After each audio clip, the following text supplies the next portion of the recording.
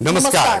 Prime न्यूजमा स्वागत छ। म संगीता कटवाल। म दिपेश किमिरे। सुरु गरौँ आजका हेडलाइन्सबाट।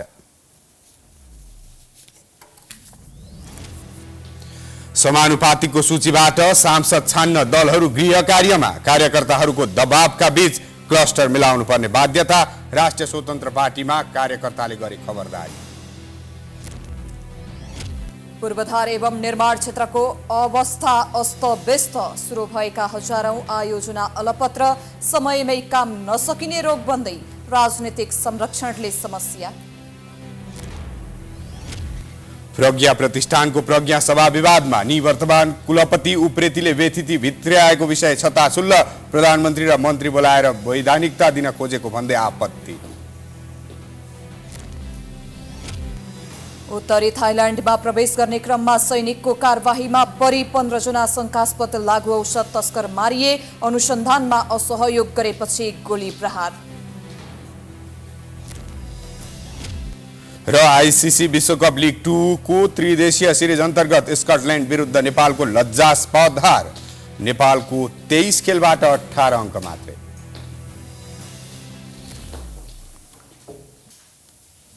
अब प्राइम न्यूज विस्तारमा। प्रधानमन्त्री शेरबहादुर देउवाले विभिन्न जात जातिका भाषा भाषी र मौलिक संस्कृति मुलुकको गौरव भएको बताएका छन्।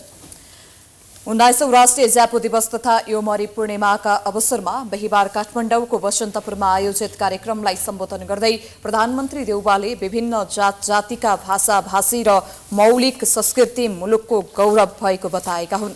उनले ज्यापु समुदायले नेपालमा मौलिक कला संस्कृति र कला कौशलको क्षेत्रमा विशिष्ट योगदान पुर्याएको भन्दै प्रशंसा समेत गरे।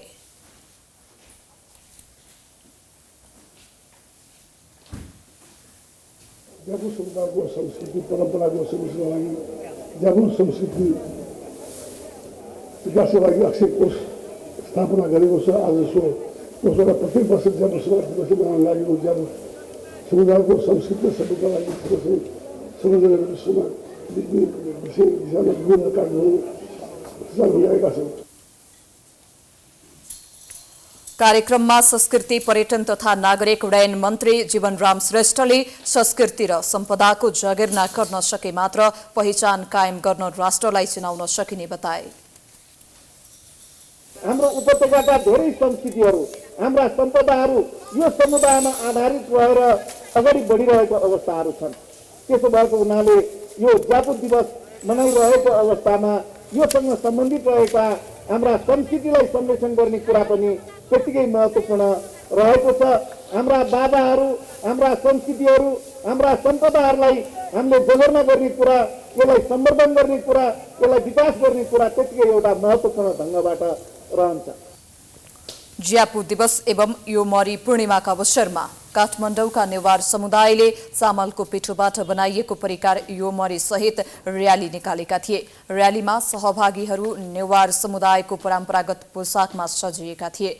नेवार समुदायमा बिहान सबेरै योमरी पकाई देवी देवतालाई चढाई हर्ष र उल्लासका साथ योमरी पूर्णिमा मनाउने परम्परा छ। केटाकेटीदेखि बुढाबुढीसम्मले मन पराउने भएकाले यस रोटीको नाम योमरी रहेको बताइन्छ। नेवारीमा योको अर्थ मन पराउनु र मरीलाई रोटी भनिन्छ। चामलको पिठोभित्र चाकु र खुवा हालेर अण्डाकार रूपमा डल्लो बनाइएको परिकारलाई योमरी भनिन्छ।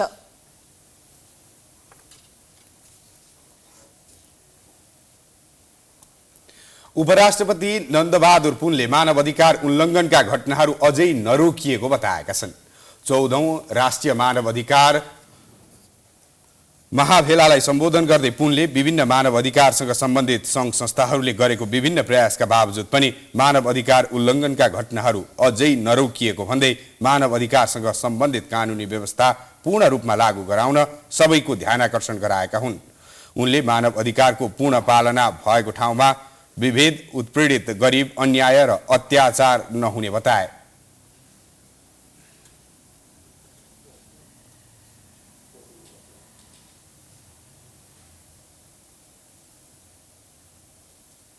मानव अधिकारको कार्यान्वयन समाजको उन्नति र प्रगतिका लागि हो र जहाँ मानव अधिकारको पूर्ण पालना हुन्छ र त्यहाँ विभेद, उत्पीडन, गरिबी, अभाव, अन्याय, अत्याचार अर्थात् शोषण हुँदैन। यी सबै कारण मानव अधिकारको सम्मान, संरक्षण र पालना गर्न भने अनिवार्य छ। उपराष्ट्रपति पुनले मङ्सिर 4 गते सम्पन्न आम निर्वाचनको पूर्ण परिणामसँगै सङ्घ र 7 प्रदेशमा सरकार बन्ने भएकाले उक्त सरकारले मानव अधिकार र सुशासनको क्षेत्रमा राम्रो काम गर्ने विश्वास पनि व्यक्त गरे।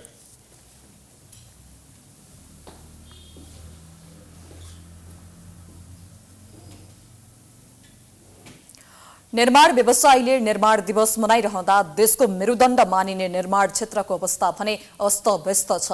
निर्माण सुरु भएका हजारौं आयोजना निर्धारित समयमा सम्पन्न हुन सकेका छैनन् भने सयौं आयोजना अलपत्र छन्। भौतिक पूर्वाधार क्षेत्रमा राज्यको अरबौं लगानी भए पनि दण्ड जरिवाना नगर्दा धेरै क्षेत्रमा असर गरिरहेको छ।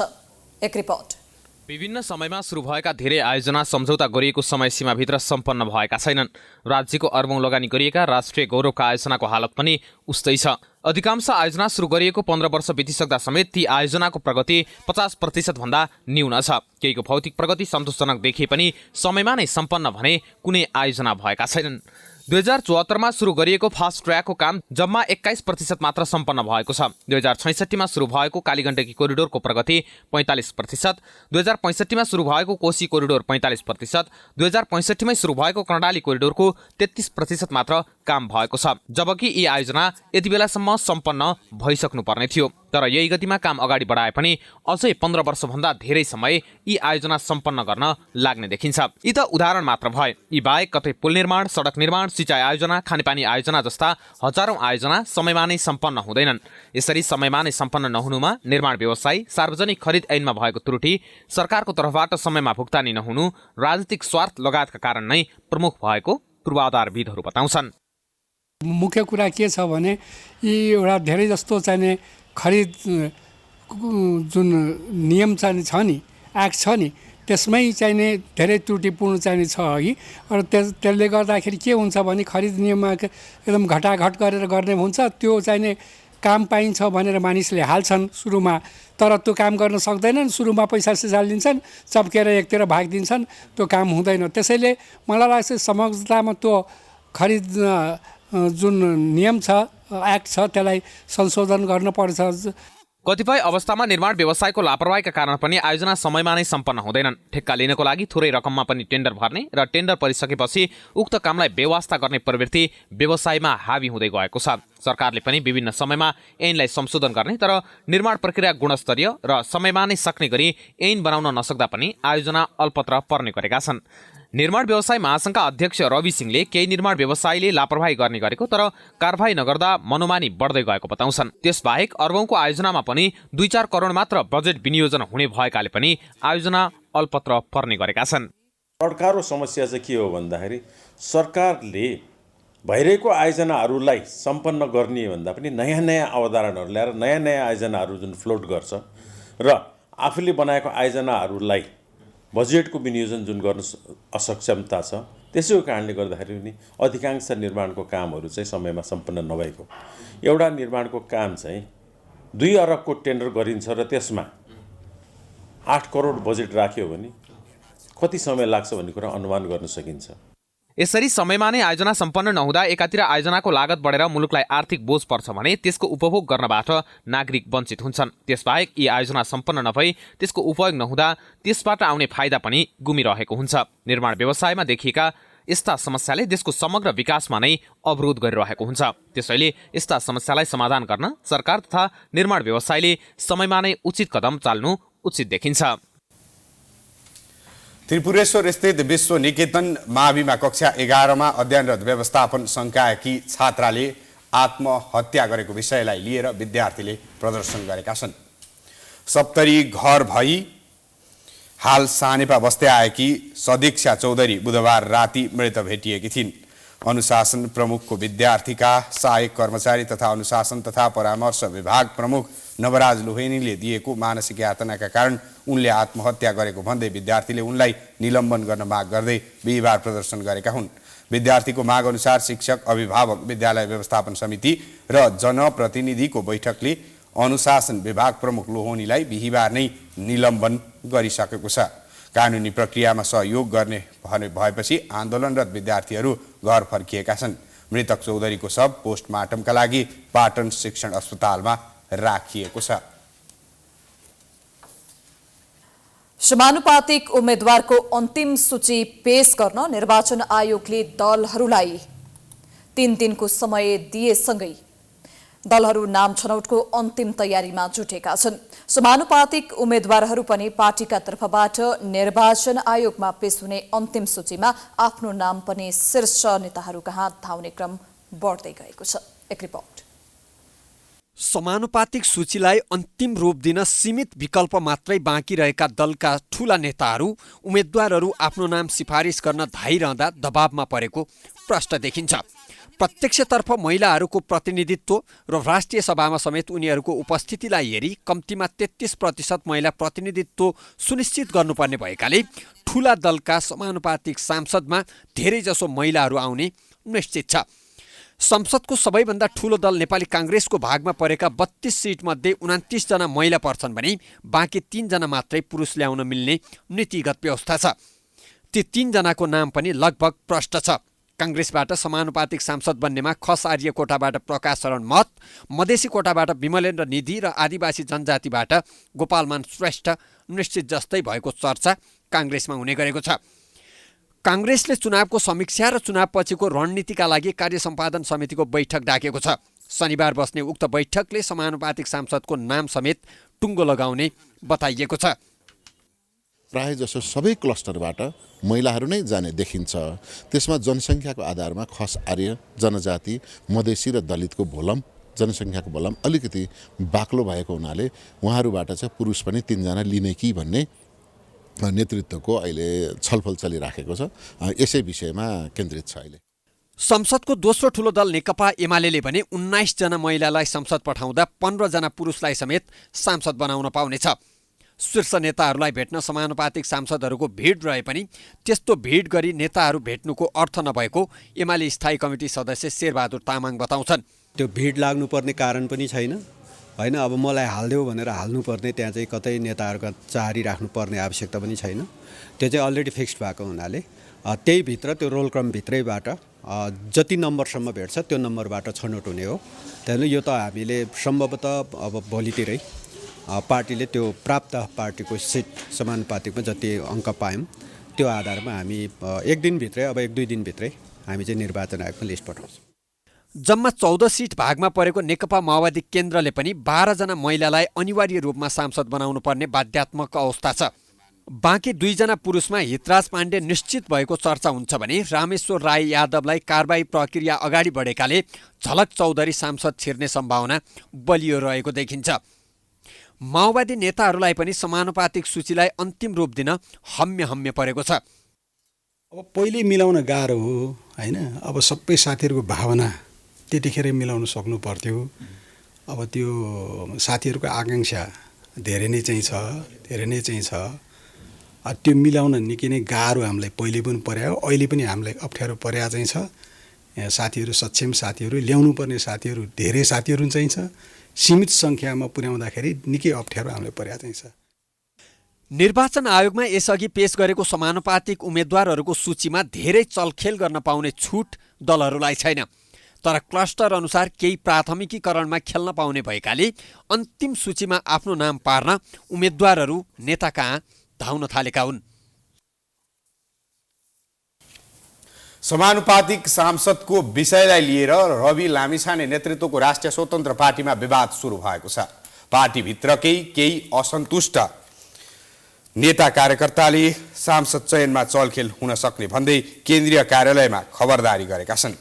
प्राथमिक निर्वाचनबाट आएकाहरूलाई प्राथमिकतामा नराखी अरूलाई नै समानुपातिक सांसदमा पठाउन खोजिएको उनीहरूको भनाइ छ। स्थिति बसाल्न र पार्टी बिग्रेला भन्ने डरले चिन्तित भई नेतृत्वलाई खबरदारी गरिएको सुनसरी सभापति तथा सुनसरी क्षेत्र नम्बर 2 का प्रत्याशी लाल विक्रम थापाले बताए।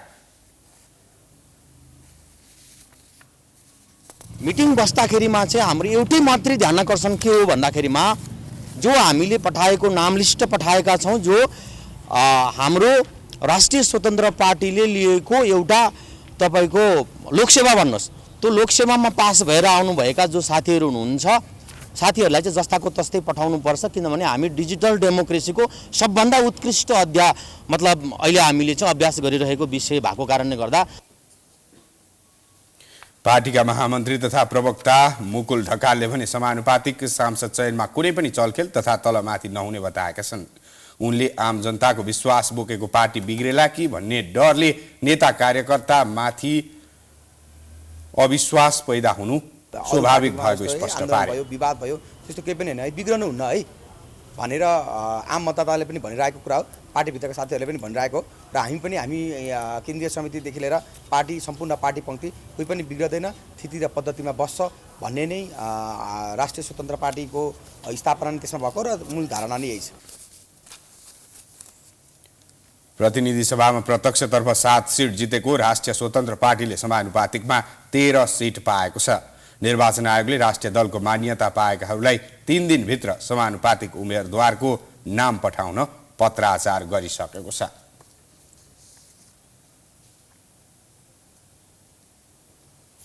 नेपाल प्रज्ञा प्रतिष्ठानले मङ्सिर 25 गते गर्ने भनिएको प्रज्ञा सभा विवादमा परेको छ। निवर्तमान कुलपति गंगा प्रसाद उप्रेतीले आफैलाई आजीवन सदस्य बनाउन मापदण्ड र कार्यविधि नै संशोधन गरी जालझेल गरेको विषय बाहिरिएपछि सभा विवादमा आएको हो। तामझामका साथ गर्न लागि प्रज्ञा सभा हुने या नहुनेमा अन्योल देखिएको छ। एक रिपोर्ट। साउन 30 गते नै वर्तमान कार्य समितिले अन्तिम पटक भनेर गरिएको नेपाल प्रज्ञा प्रतिष्ठानको प्रज्ञा सभाका लागि फेरि मिति तोकिएपछि विवादमा आएको छ। निवर्तमान कुलपति गंगा प्रसाद उप्रेतीले आफैलाई आजीवन सदस्य बन्नका लागि मापदण्ड र कार्यविधि नै संशोधन गरिएको तथ्य प्राइम एचडी टेलिभिजनले सार्वजनिक गरेपछि प्रज्ञा सभा रोक्नुपर्ने भन्दै सरकारवाला निकायले चेतावनी दिएका छन्। असोज 21 गते 4 वर्षीय कार्यकाल सकेर बाहिरिएका कुलपति उप्रेतीले पदको चरम दुरुपयोग गरेको तथ्य फेला परेको थियो। उप्रेतीले आफू अनुकूल कार्यविधि संशोधन नै गरी आफैले गठन गरेको समितिद्वारा आफ्नै नाम सिफारिस गर्न निमित्त कुलपति डाक्टर जगमान गुरुङ र निमित्त सदस्य सचिव डाक्टर होमनाथ पौडेललाई प्रभावमा पारेका थिए। मानार्थ प्रज्ञा सदस्य एवं आजीवन सदस्यता गर्ने सम्बन्धी मापदण्ड तथा कार्यविधि 2069लाई 48औं बैठकले संशोधन गरेको थियो। संशोधनमा निवर्तमान कुलपति उप्रेतीलाई नै सहज हुने गरी नेपाल प्रज्ञा प्रतिष्ठान प्रज्ञा परिषदको पदाधिकारी प्रज्ञा सभा सदस्य रहेर 3 कार्यकाल पूरा गरी प्रज्ञा प्रतिष्ठानको सर्वाङ्गीन विकास र गौरवको अभिवृद्धिमा विशिष्ट योगदान पुर्याएका मध्ये प्राथमिकता अनुसार पूर्व कुलपति, पूर्व उपकुलपति, पूर्व सदस्य सचिवलाई दिन सकिने विषय उल्लेख छ। एउटा व्यक्तिको निहित स्वार्थमा गर्न लागि प्रज्ञा सभा नै स्थगित गर्नुपर्ने माग उठेको छ। सभा परिषद बोलाइएको र त्यसमा चाहिँ आजीवन सदस्यताका लागि पूर्व निवर्तमान कुलपति गंगा प्रसाद उप्रेती र अर्को पनि निर्णय गर्ने भन्ने अलिकति विवादास्पद कुराहरू हामीले पनि सुनिरहेका छौँ। यो जाँदा जाँदै यस्ता निर्णयहरू ती पवित्रतम थलोका संस्थाहरू र अहिले वर्तमान बहालवाला व्यक्तित्वहरूले गर्न हुँदैन भनेर विभिन्न लेखक साहित्यकारहरू लेखक सङ्घले विज्ञप्ति आइसकेको छ। अन्तर्राष्ट्रिय नेपाली साहित्य समाजको पनि यसमा ध्यानाकर्षण भइसकेको छ। यो अत्यन्त आपत्तिजनक छ। उहाँहरू अहिले वर्तमान पदमा जो हुनुहुन्छ 7 दिनपछि जाँदै गरेका व्यक्तित्वहरूले 25 गते हुने प्रज्ञा सभा रोकिनुपर्छ भन्ने लेखक साहित्यकार सर्जकहरूको जोरदार माग छ। हामी यसमा क्रियाशील छौँ। मङ्सिर 29 गते कार्यकाल सकिँदै गरेको समितिले त्यो पनि निमित्त कुलपति र निमित्त सदस्य सचिवले गर्न लागि प्रज्ञा सभामाथि नै वैधानिकताको प्रश्न उठ्ने प्रज्ञा क्षेत्रका जानकारहरू बताउँछन्। सो सभामा प्रज्ञा प्रतिष्ठानका प्रमुख संरक्षक रहेका प्रधानमन्त्री शेरबहादुर देउबा र संस्कृति पर्यटन तथा नागरिक उड्डयन मन्त्री जीवनराम श्रेष्ठलाई बोलाएर वैधानिकता दिन खोज्नु गलत भएको उनीहरूको भनाइ छ।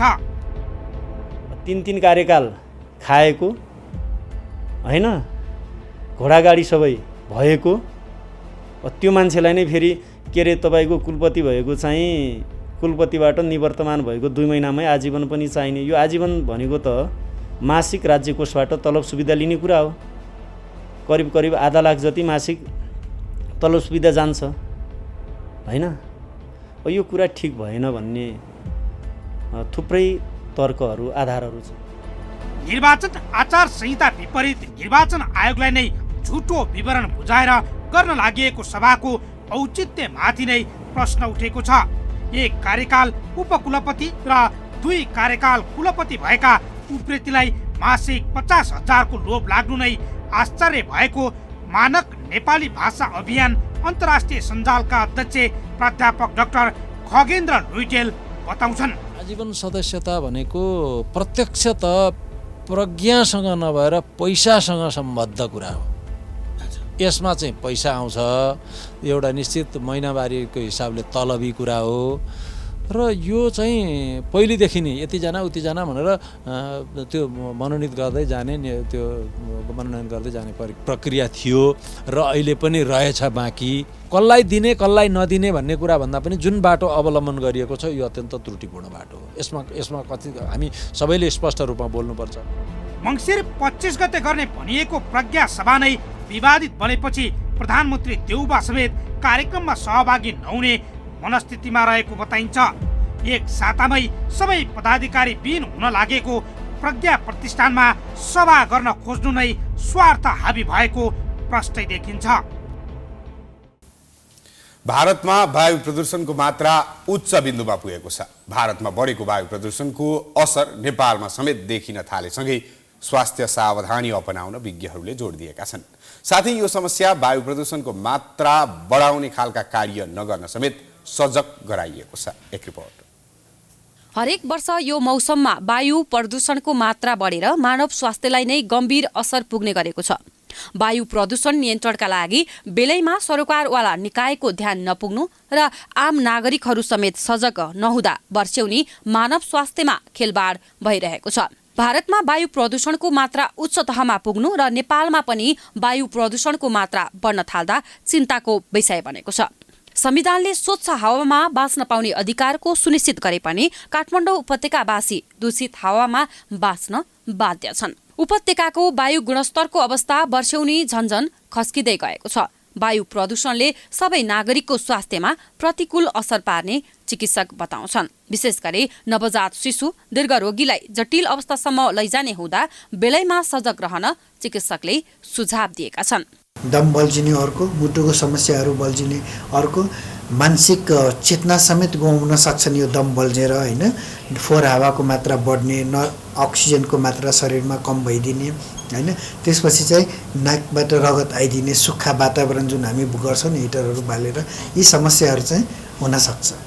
संविधानले मात्र नभई राष्ट्रिय वातावरण नीति 2076ले वायु प्रदूषण रोकथाम तथा नियन्त्रणका लागि विभिन्न योजना समेत बनाउनका साथै वायु गुणस्तर व्यवस्थापन कार्य योजना 2076 समेत जारी गरेको छ। सरकारले विभिन्न ऐन तथा नीति जारी गरे पनि कार्यान्वयन हुन सकेको छैन। वायु प्रदूषण मापन गर्न उपत्यकाको विभिन्न स्थानमा यन्त्र राखिए पनि प्रभावकारी भएको छैन।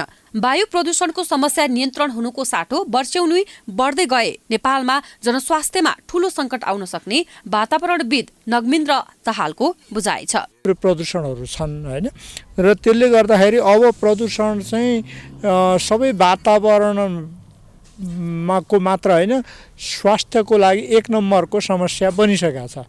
त्यसले गर्दाखेरि मान्छेलाई यसले मान्छेको आयु घटाइरहेको छ। मान्छे सामान्यतः निको हुने मान्छे, रोगी मान्छे गम्भीर रोगी हुन पुग्छ अब हैन।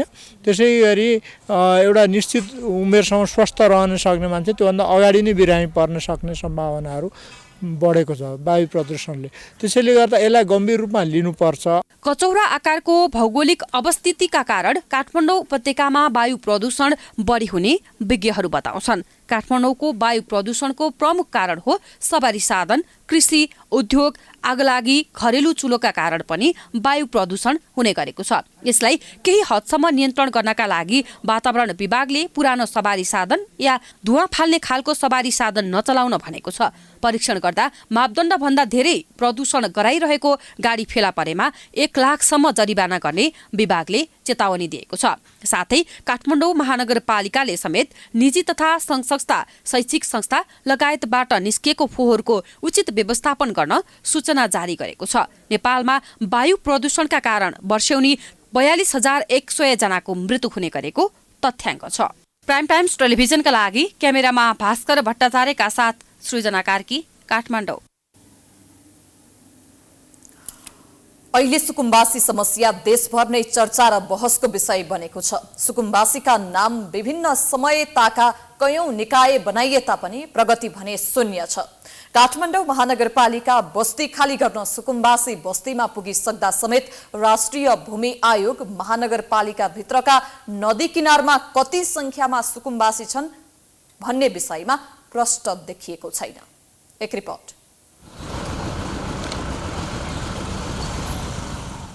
यो काठमाडौँ महानगरपालिकाको बल्खु स्थित बागमती नदी किनारमा रहेको सुकुम्बासी बस्ती। यहाँ केही सुकुम्बासी सामान्य टहरामा बसेका छन् त केहीले नदी किनारको सार्वजनिक जग्गा हडपेर महल नै खडा गरेका छन्। जागरण टोलले परिचित यस सुकुम्बासी बस्तीमा कुल 417 घरधुरी रहेको स्थानीय बताउँछन्। 2टा घर थियो यहाँ, सुन्नुहोस्, मतलब भने 400 घर मध्येमा 2टा घर त्यस्तो परेको थियो। उहाँहरूको चाहिँ त्यो टहरा अथवा त्यो घर हामीले कब्जा गरेर अथवा सबैको सहमतिमा एउटा सामूहिक चाहिँ घरहरू चाहिँ विद्यालयहरू जस्तो चाहिँ बनाएको छौँ। अहिले भन्छौँ अहिलेको अवस्थामा टोटल्ली नै छैन भन्ने नै म दावाका साथ बोल्न चाहन्छु। कालीमाटीको बागमती किनारमा रहेको यो सुकुम्बासी बस्ती हेर्नुहोस्। यो बस्तीमा पनि करिब 100 बढी घरधुरी रहेको स्थानीयको अनुमान रहेको छ। त्यस्तै यो बालाजुको विष्णुमती किनारमा रहेको सुकुम्बासी बस्ती।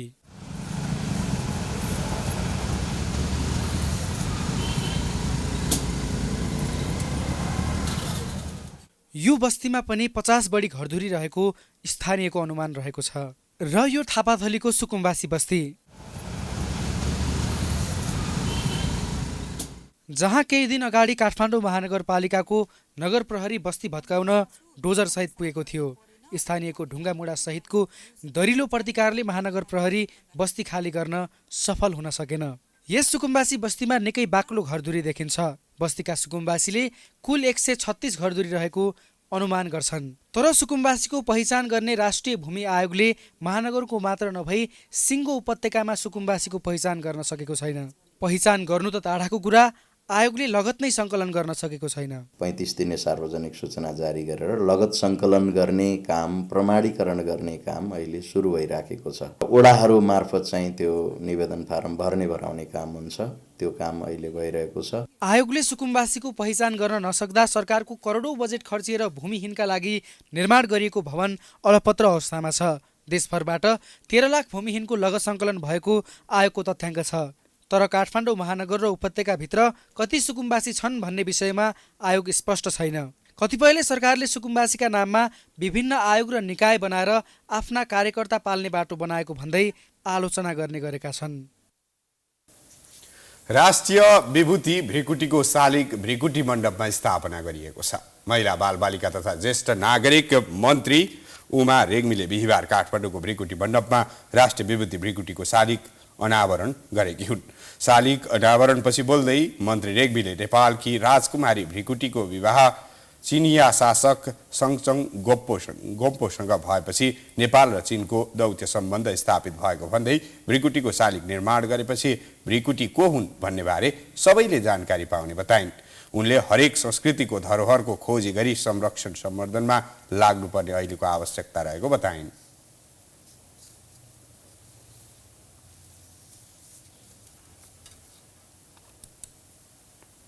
कञ्चनपुरमा विगत लामो समयदेखि छाडा चौपायाको समस्या विकराल बन्दै गएको छ। जिल्लाका अधिकांश पालिकाहरूमा छाडा चौपायाको समस्या समाधानका लागि करोडौं रकम खर्च गरे पनि समस्या झनै बढ्दै गएको छ। एक रिपोर्ट।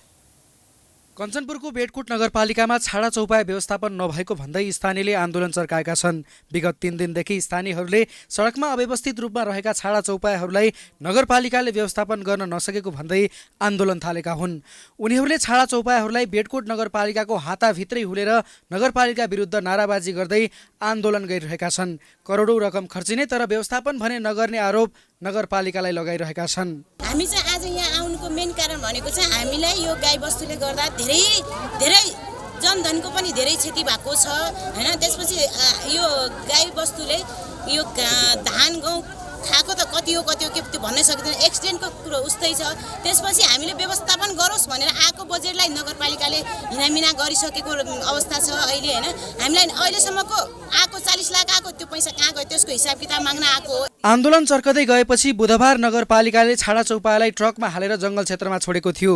तीमध्ये केही गाई गोरु मरेको भन्दै बुधबार बिहानबाटै स्थानीय र गौरक्षाका लागि क्रियाशील व्यक्तिहरू समेत विरोधमा उत्रेका छन्। बेटकोट ताल नजिक सुनेपानी लगायत क्षेत्रमा गाई गोरु मरेको अवस्थामा भेटिएका थिए। घटनाको अनुसन्धान गरी दोषीलाई कानुनी कारबाही गर्न समेत गौरक्षा अभियानका अभियन्ताले माग गरेका छन्। अहिले यहाँबाट चुनेपानी भन्ने ठाउँमा ट्रकमा हालेर गाईबस्तुहरू लगिँदैछ। चुनेपानीमा लगेर व्यवस्थापन गर्ने भनिरहेका थिए। आधिकारिक रूपमा तपाईहरुको कुनै निर्णय भएको छ भनेर हामीले कार्यकारी अधिकृतज्यूलाई सोधेका थियौँ। उहाँले भन्नुभयो हाम्रो बैठक बसेको छैन, कुनै पनि आधिकारिक निर्णय भएको छैन, तर चुनेपानी लैजाने भनेर मौखिक निर्णय भएको छ।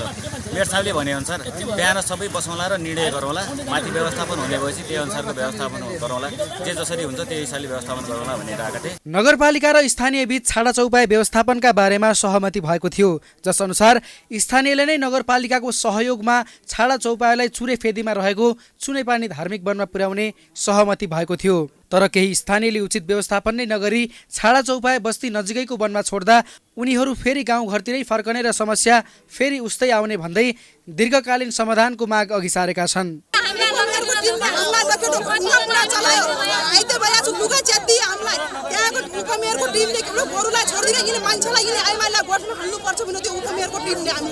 बेटकोट नगरपालिकामा मात्रै छाडा पशु चौपाया व्यवस्थापनमा पछिल्लो 6 वर्षमा 1 करोड बढी खर्च भइसकेको छ।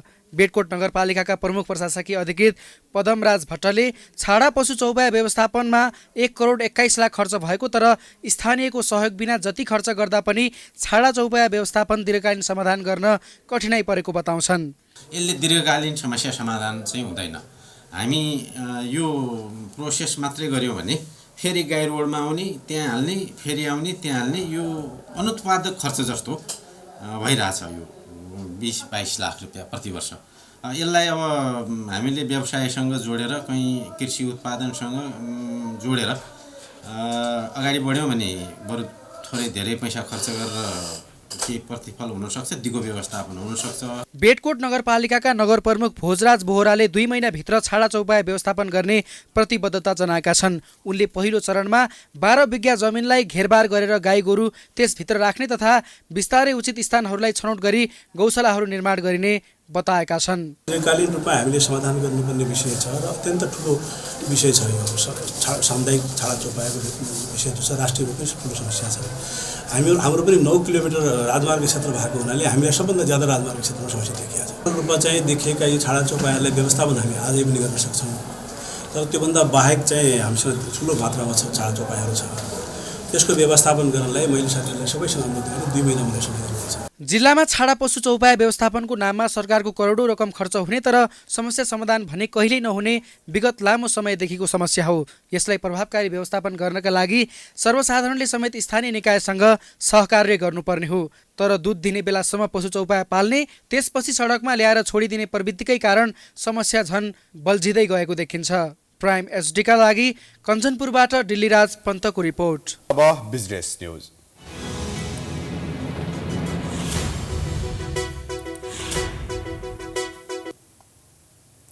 अर्थमन्त्री जनार्दन शर्माले उद्योगी व्यवसायीहरू सडक आन्दोलनमा नभई उद्योग व्यवसायमा लाग्नुपर्ने बताएका छन्।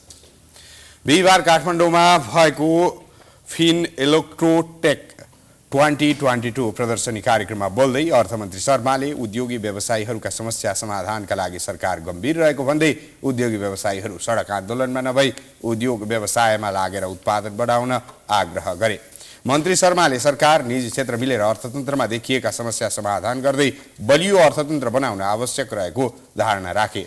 उनले व्यवसायीहरूले निजी क्षेत्र निराश छन् र अर्थतन्त्र सङ्कटमा छ जस्ता अभिव्यक्ति नदिन व्यवसायीलाई आग्रह समेत गरे। प्रतिफल लिने ठाउँमा हामी छौँ। अब त्यसको लागि अहिले परेका अप्ठ्याराहरूलाई हल गर्न सकिन्छ, हल गर्नेमा लागौँ। निराश हुनुपर्ने अवस्था छैन, निराश हुने होइन। त्यस्तै मन्त्री शर्माले अटो व्यवसायीहरूले उठाएको 50% एलसी मार्जिन लगायतका व्यवस्थाको म्याद थप नहुने स्पष्ट पारेका छन्।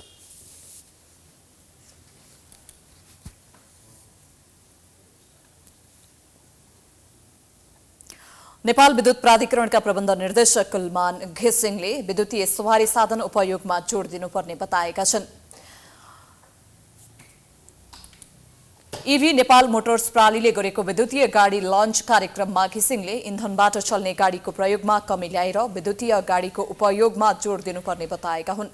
पेट्रोलबाट चल्ने गाडीबाट वातावरणमा समेत असर पर्ने हुँदा अहिलेको समयमा विद्युतीय गाडी नै सस्तो र प्रदूषण रहित हुने बताए। घिसिङले बाहिरबाट आउने इन्धन महँगो पर्ने तथा त्यसले नकारात्मक ऊर्जा दिने भएकाले आफ्नै देशमा उत्पादन हुने सकारात्मक ऊर्जा दिने विद्युतीय सामग्रीहरूको उपयोग बढाउन मैले देखेको हामीले पनि चलाइरहेछौँ, मैले 6 वर्षदेखि चलाइरहेछौँ। पर किलोमिटर 1 रुपियाँमा हामी गुड्छौँ। 1 किलोमिटर गुड्नलाई 1 रुपियाँमा इलेक्ट्रिसिटीको 1 रुपियाँ भए पुग्छ। तर पेट्रोलमा आजको मूल्यमा 1 लिटरले करिब 10 किलोमिटर 12 किलोमिटर चल्ला, अलि राम्रो भए 15 किलोमिटर चल्ला। ग्यास पेट्रोल डिजेललाई हामी इलेक्ट्रिकलमा कन्भर्सन गर्दैछौँ। Everything should run with electricity है। हाम्रो सिस्टमलाई इलेक्ट्रिसिटीमा कन्भर्ट गरौँ। आजदेखि इभी नेपाल मोटर्सको नयाँ सोरुम काठमाडौँको नक्सालमा सञ्चालनमा ल्याइएको छ। दोइपाङ्ग्रे सवारी साधन बिक्री वितरण गर्दै आएको इभी नेपाल मोटर्सले नयाँ सोरुमबाट 4 पाङ्ग्रे सवारी साधन पनि बिक्री वितरण सुरु गरेको हो।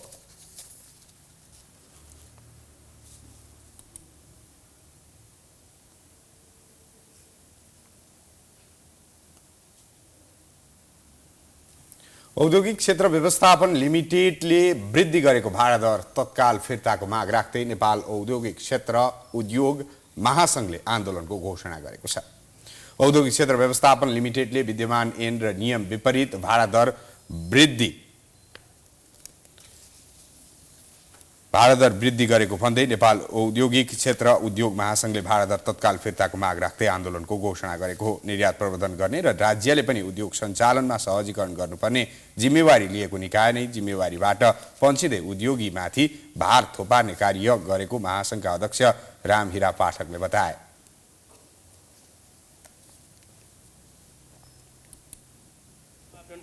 बनाएर 5-5 वर्षमा भाडा वृद्धि गर्नुपर्ने नियम विपरीत 2072 सालमा 2074 सालमा 15% का दरले भाडा वृद्धि गर्ने र 75 सालमा एकै पटक 700% वृद्धि गर्ने कार्य नियमावली विपरीत छ र कार्यान्वयन हुन पनि सक्दैन, जसको कारण यो 75 सालदेखि स्थगित रहिआएको हो। तर हालको सञ्चालक समितिले यो निर्णयलाई जबरजस्ती कार्यान्वयन गराउन खोज्ने कुरा हामीलाई मन्जुर छैन। महासंघको सहमति विपरीत 2075 सालमै सञ्चालक समितिले 700% सम्म भाडा बढाएको र अहिले सो कार्यान्वयन गर्ने भन्दै 2079 साउनमा भाडा वृद्धिको लाखौंको बिल उद्योगहरूलाई पठाएपछि विवाद सुरु भएको हो।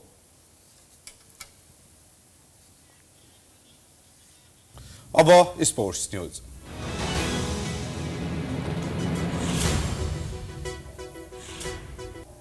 आईसीसी विश्वकप लीग 2 अन्तर्गतको त्रिकोणात्मक 1 दिवसीय क्रिकेटको अन्तिम खेलमा नेपाल स्कटल्यान्डसँग 8 विकेटले पराजित भएको छ। नेपालले बलियो स्कटल्यान्डलाई जम्मा 120 रनको लक्ष्य दिएको थियो। उक्त लक्ष्य स्कटल्यान्डले 16.5 ओभरमा 2 विकेट गुमाएर पूरा गरेको छ। टस जितेर ब्याटिङ रोजेको नेपाल 35.3 ओभरमा 119 रनमा अल आउट भयो। कुशल भुर्तेललाई बेन्चमा राखेर हरिशंकर शाहलाई राखिएको टिमका कुनै पनि सदस्यले अपेक्षा अनुसारको ब्याटिङ गर्न सकेनन्। नेपालले ओपनरहरू अर्जुन साउथ 0 र आसिफ शेखले 1 रन मात्रै बनाए। तेस्रो नम्बरमा आएका ज्ञानेन्द्र मल्लले पनि 9 रन मात्रै बनाउन सके।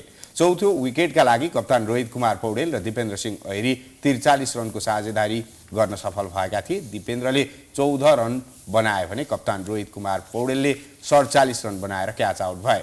रोहितले 57 बलमा 4 चौका र 2 छक्का प्रहार गरे। नेपालका आरिफ शेखले 6, हरिशंकर शाह 1, गुलसन झा 5 रनमा आउट भएका थिए। अन्तिम क्रममा ब्याटिङ गरेका सोमपाल कामीले 16 र ललित नारायण राजवंशीले 11 रन बनाए। यसपटक नेपालले 4 खेल खेल्दा जम्मा 1 अङ्क बटुलेको छ। पहिलो खेल नामिबिया विरुद्ध वर्षाका कारण रद्द हुँदा 1 अङ्क लिएको नेपालले त्यसपछिका सबै खेल गुमाउन पुग्यो। 7 टिमले लिग 2 खेलिरहेकोमा नेपाल 24 खेलबाट 18 अङ्क बनाउँदै तालिकाको 6औं स्थानमा रहेको छ। नेपालभन्दा तल पपुवा न्युगिनी छ। उता नेपाल विरुद्ध जित निकालेको स्कटल्यान्ड भने 46 अङ्कका साथ शीर्ष स्थानमा रहेको छ। स्कटल्यान्डले अहिलेसम्म 32 खेल खेलिसकेको छ। हामी प्राइम न्यूजको अन्त्यमा आइपुगेका छौं। जाँदा जाँदै हेडलाइन्स पुनः एकपटक। समानुपातिकको सूचीबाट सांसद छान्न दलहरू गृह कार्यमा, कार्यकर्ताहरूको दबावका बीच क्लस्टर मिलाउनु पर्ने बाध्यता, रासोपामा कार्यकर्ताले गरे खबरदारी। पूर्वाधार एवं निर्माण क्षेत्रको अवस्था अस्तव्यस्त, सुरु भएका हजारौं आयोजना पत्र समयमै काम नसकिने रोग बन्दै राजनीतिक संरक्षणले समस्या। प्रज्ञा प्रतिष्ठानको प्रज्ञा सभा विवादमा निवर्तमान कुलपति उप्रेतीले व्यथिति भित्र्याएको विषय छताछुल्ल, प्रधानमन्त्री र मन्त्री बोलाएर वैधानिकता दिन खोजेको भन्दै आपत्ति। उत्तरी थाइल्यान्डमा प्रवेश गर्ने क्रममा सैनिकको कारबाहीमा परि 15 जना शंकास्पद लागु औषध तस्कर मारिए, अनुसन्धानमा असहयोग गरेपछि गोली प्रहार। र आइसिसी विश्वकप लेग 2 को त्रिदेशीय सिरिज अन्तर्गत स्कटल्यान्ड विरुद्ध नेपालको लजास्पद हार, नेपालको 23 खेलबाट 18 अङ्क मात्रै।